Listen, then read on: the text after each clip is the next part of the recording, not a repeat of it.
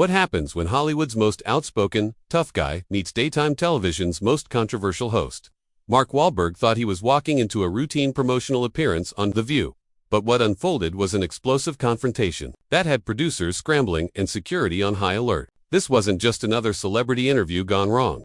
This was a masterclass in how personal grudges can destroy professional boundaries. Make sure to subscribe and drop a comment because this story gets more intense with every passing minute. Mark Wahlberg adjusted his tie as he walked onto the View set, flashing his trademark smile to the studio audience. The applause was warm, welcoming even, but there was something in Joy Behar's eyes that immediately put him on edge. He'd done hundreds of interviews, faced down critics and skeptics. But something about Joy's expression told him this wasn't going to be the friendly chat his publicist had promised. "Welcome back to The View. I'm Joy Behar," she began, her voice carrying that familiar edge that regular viewers knew meant trouble. "We're here with Mark Wahlberg. And Mark, I have to say, I've been looking forward to this conversation for a very long time." Mark settled into his chair, that Boston confidence radiating from every gesture. "Thanks for having me, Joy. Always good to be here with you ladies." "Oh, is it though?" Joy's smile was sharp, predatory. "Because I seem to remember you having some pretty strong opinions about people in my line of work." Something about actors thinking they're political experts. The audience shifted uncomfortably. This wasn't the usual playful banter they expected from celebrity interviews. Mark's jaw tightened slightly, but he kept his composure. "I think you might be taking something out of context there, Joy. Am I though? Because I have the quote right here." Joy shuffled through her papers with theatrical precision. Quote, "Some of these Hollywood types need to stick to what they know instead of lecturing working-class Americans about politics." Ring any bells? Mark leaned forward, his voice steady but firm. "That wasn't directed at anyone specific, Joy, and, frankly, I stand by it. There's a difference between having opinions and talking down to people." "Talking down to people," Joy repeated, her voice dripping with mock concern. "That's rich coming from someone who's made a career out of playing the tough guy from the streets. Tell me, Mark, when exactly did you become the spokesperson for working-class Americans?" The temperature in the studio seemed to drop several degrees. Mark's co-hosts, Whoopi Goldberg, and the others exchanged glances that screamed discomfort. This was supposed to be a lighthearted promotional segment, not a political ambush.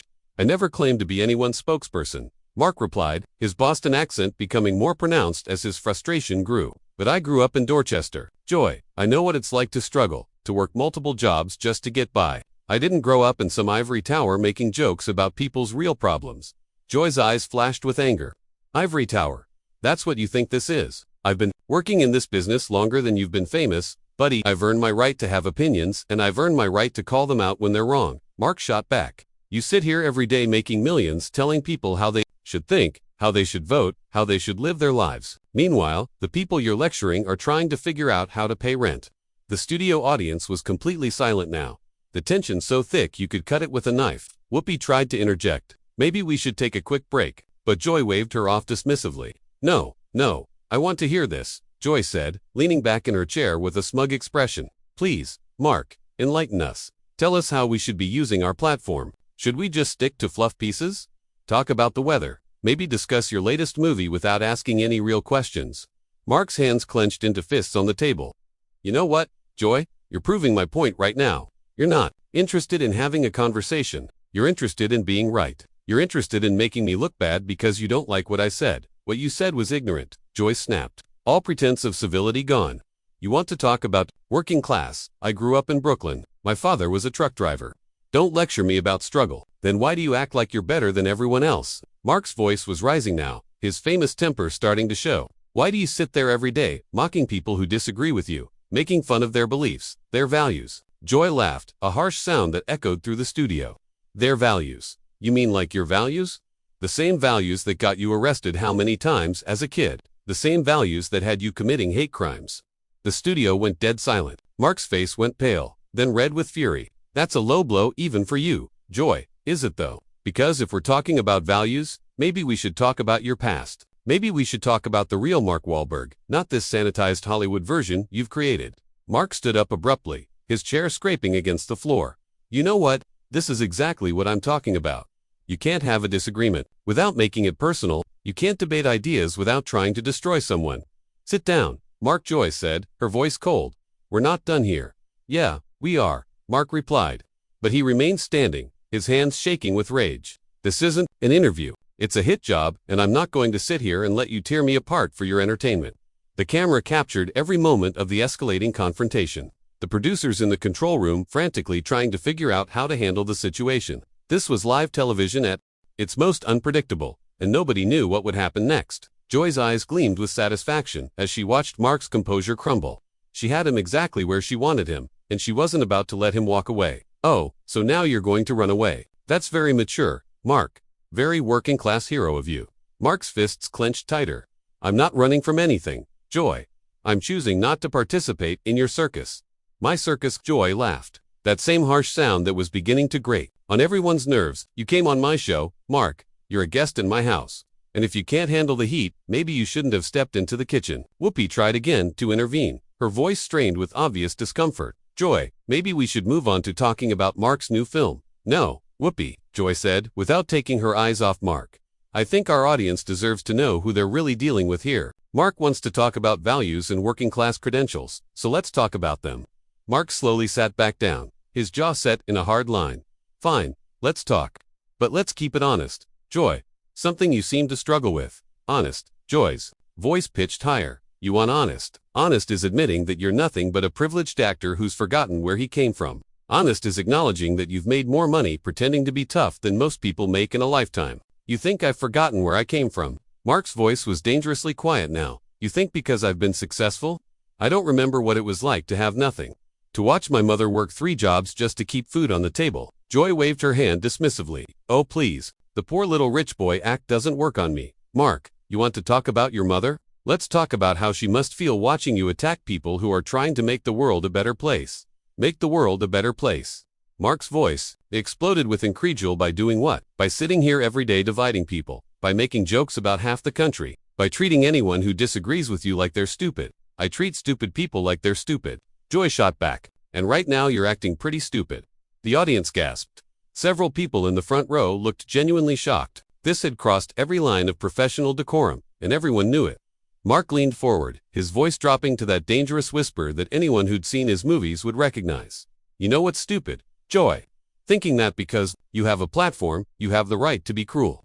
Thinking that because people tune in to watch you, they want to hear you tear people down. Cruel. Joy laughed again, but there was less confidence in it now. You think I'm being cruel? You haven't seen anything yet, sweetheart. Don't call me sweetheart, Mark said, his voice like ice. And yeah, you're being cruel. You're being exactly. What's wrong with this business, with this whole industry? You're a bully with a microphone. Joy's face flushed red. A bully. I'm a bully. That's rich, coming from someone who literally assaulted people on the street. At least I use my words, not my fists. There it is again, Mark said, shaking his head. You can't make your point without going personal. You can't win an argument on merit, so you drag up the past. You're pathetic. I'm pathetic. Joy's voice was shrill now. I'm not the one who built a career on playing the same character over and over again. I'm not the one who thinks being from Boston makes me authentic. And I'm not the one who thinks being mean makes me smart. Mark fired back. You sit there every day, Joy, and you poison the well. You take complex issues and turn them into punchlines. You take real people's struggles and make them part of your comedy routine. Joy stood up now, matching Mark's earlier move. You don't know what you're talking about. I've done more for social justice, for women's rights, for progressive causes, than you've done in your entire career. By doing what? Mark challenged. By preaching to the choir, by making the same jokes to the same audience every day, by attacking anyone who dares to think differently. By using my platform to fight for what's right, Joy said, her voice getting more desperate. By standing up to bullies like you, bullies like me. Mark laughed, but there was no humor in it.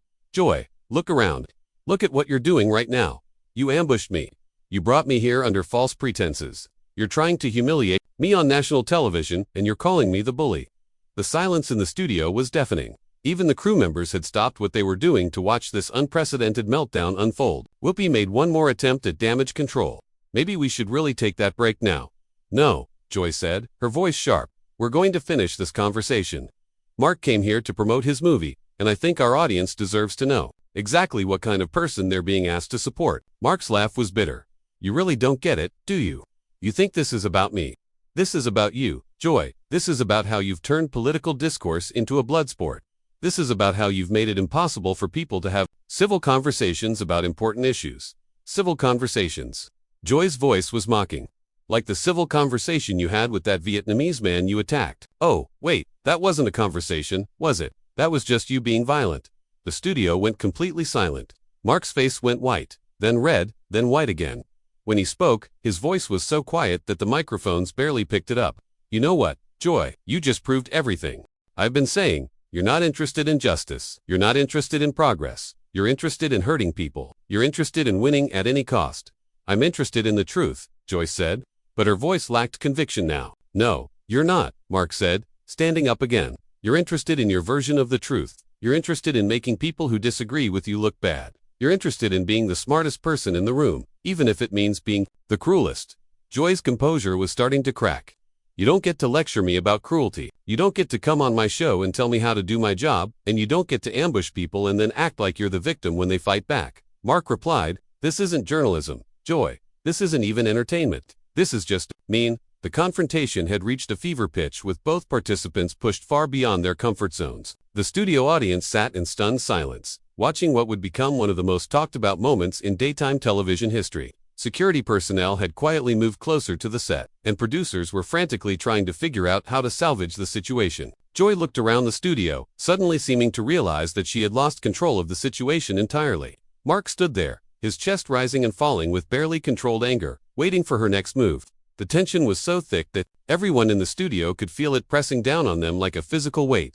The silence stretched for what felt like an eternity before Joy made her fatal mistake. With a smirk that would haunt her for years to come, she delivered the blow that would end her career on The View. You know what, Mark? Maybe you should go back to your little Boston neighborhood and stay there.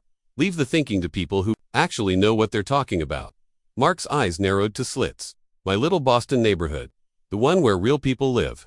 The one where people work honest jobs and don't get paid millions to be nasty on television. Honest jobs, Joy scoffed. Like drug dealing, like assault. Because that's what you were doing before Hollywood cleaned you up, wasn't it? That was it. The line had been crossed so far that there was no going back. Mark took a step toward Joy's chair, and immediately 3 security guards moved in closer. You want to keep going down this road, Joy? Mark's voice was deadly calm because I can play this game, too. You want to talk about the past? Let's talk about your past. Let's talk about your failed comedy career. Let's talk about how you couldn't make it as a real entertainer, so you settled for being a professional hater. Joy's face went pale. You don't know what you're talking about, don't I? Mark's smile was cold. I know that you're a bitter woman who takes out her frustrations on anyone who dares to disagree with her. I know that you've made a career out of being divisive because you're not talented enough to be anything else. How dare you, Joy whispered, but her voice lacked its earlier fire. How dare I? What? Tell the truth. You started this, Joy. You brought me here to humiliate me, to make me look bad in front of your audience. Well, congratulations. You've shown everyone exactly who you really are. Whoopi finally found her voice. Mark, I think maybe we should all take a step back here. No, Whoopi, Mark said, never taking his eyes off Joy. I think we should finish this. Joy wants to talk about character. Let's talk about character. What kind of character does it take to ambush someone on live television? What kind of character does it take to attack someone's past when they're trying to have a civilized conversation? Joy's hands were shaking now. You attacked me first. You called me out. I called out your behavior, Mark corrected. I never made it personal until you did. I never attacked your past until you attacked mine. The difference is, I can defend my actions. Can you defend yours? The studio audience was completely riveted now. This had gone beyond entertainment into something raw and real that none of them had expected to witness. My actions, Joy's voice, was getting shriller. My actions are fighting for what's right. My actions are standing up to people like you who think they can intimidate women. Intimidate women. Mark laughed, but it was a sound devoid of humor. Joy, you're not a victim here. You're the aggressor. You're the one who's been attacking me from the moment I sat down. You're the one who's been trying to intimidate me. I'm asking tough questions. Joy shot back. That's what journalists do. Journalists. Mark's voice was incredulous. You think you're a journalist. Journalists ask questions to get to the truth. You ask questions to make people look bad. You ask questions to create controversy. You're not a journalist, Joy. You're a shock jock with a daytime television show. The insult hit its mark. Joy's face crumpled for just a moment before the anger returned full force. Get out, she said quietly. What? Mark asked, genuinely surprised. I said get out, Joy repeated, her voice getting louder. Get off my show. Get out of my studio. I don't have to sit here and listen to this. Mark stared at her in disbelief. You're kicking me off. After you ambushed me. After you attacked my past. After you tried to humiliate me. Yes, Joy said, standing up and pointing toward the exit. I'm kicking you off. This is my show, and I decide who gets to stay. Mark shook his head slowly. You know what, Joy? This is perfect. This is absolutely perfect. You invite me here. You attack me. You make it personal. And when I defend myself, you kick me off. You've just proven every single point I made about you. Security, Joy called out, her voice cracking. Please escort Mr. Wahlberg off the set. The security guards looked uncertain. This wasn't a situation they'd ever had to deal with before. Mark wasn't being violent or threatening. He was just defending himself against what everyone could see was an unprovoked attack. It's okay, Mark said, raising his hands. I'll leave, but not because you're kicking me off. I'll leave because I have too much respect for myself to sit here and be abused by someone who's forgotten what decency looks like. He started walking toward the exit, then turned back one more time. You know what the saddest part is, Joy? You had a chance to have a real conversation today. You had a chance to bridge some divides to show that people with different opinions can still talk to each other with respect. Instead, you chose to be exactly what everyone expects you to be. You chose to be the villain. Joy's face was red with fury and embarrassment. Just get out, I'm going, Mark said calmly. But I want your audience to remember this moment. I want them to remember who started this fight and who tried to end it. I want them to remember who was respectful and who was cruel. I want them to remember who acted like a professional and who acted like a bully. As Mark walked off the set, the studio remained in stunned silence. Joy stood there, shaking with rage and humiliation, suddenly realizing that she had just handed Mark the biggest victory of his career. She had proven every point he'd made about her character, and she'd done it in front of millions of viewers. The cameras kept rolling as Mark disappeared through the exit door, leaving behind a studio full of shocked faces and a host who had just committed professional suicide on live television. The confrontation was over, but the damage was done. Joy had gotten her fight, but she had lost the war. Whoopi tried to salvage the situation. Well, be right back after this commercial break. But everyone knew there was no coming back from what had just happened. The View had just witnessed the most explosive confrontation in its history, and it was all Joy's fault. The aftermath would be swift and brutal. Social media would explode with clips of the confrontation. News outlets would analyze every word, every gesture, every moment of the fight. And through it all, one thing would be crystal clear. Joy Behar had finally gone too far. Mark Wahlberg had come to The View to promote his movie, but he'd left as the winner of the most one-sided battle in daytime television history. He'd been kicked off the show, but he'd walked away with his dignity intact. Joy, on the other hand, had lost something that day that she would never get back. The respect of her audience and the credibility of her voice. The confrontation was over, but the conversation it started would continue for years to come. And every time someone talked about what happened that day, they would remember who was the professional and who was the bully. They would remember who tried to have a civilized conversation and who chose to make it personal. They would remember who walked away with their head held high and who was left standing in the wreckage of their own.